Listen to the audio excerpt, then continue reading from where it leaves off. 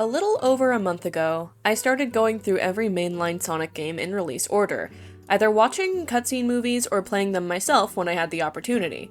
After years of just vaguely enjoying the shows and movies, finally enjoying the core of the franchise has been an absolute blast. I now absolutely adore the blue blur idiot.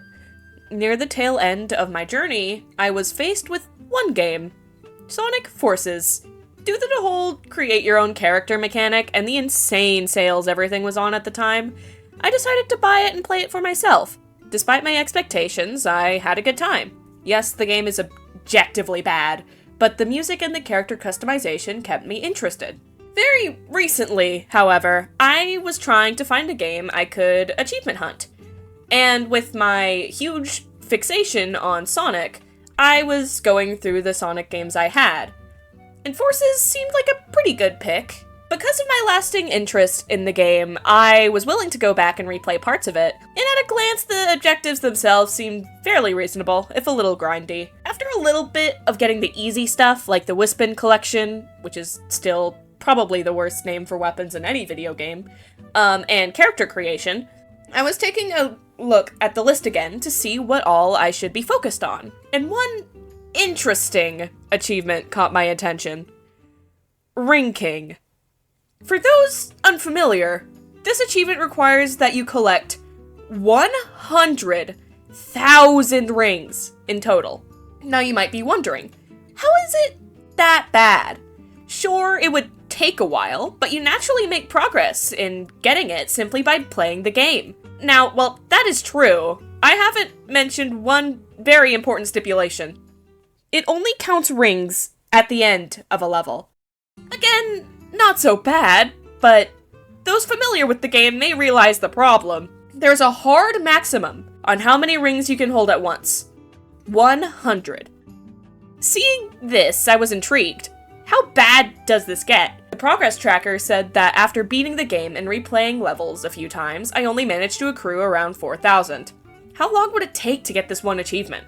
So, I decided to bust out the Windows calculator and do some math.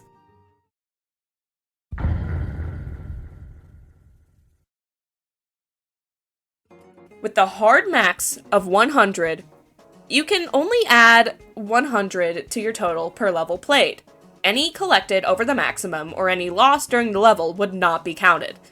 So you would have to play 1,000 levels at minimum, assuming you end the level with 100 rings every time. Sonic Forces has exactly 30 levels, not counting secret and extra levels.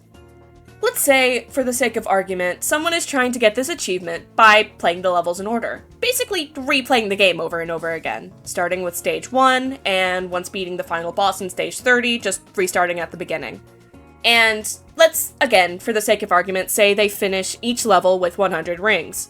This would already be a huge feat considering how easily you can accidentally lose rings near the end of a level, and the fact that you lose all rings upon death.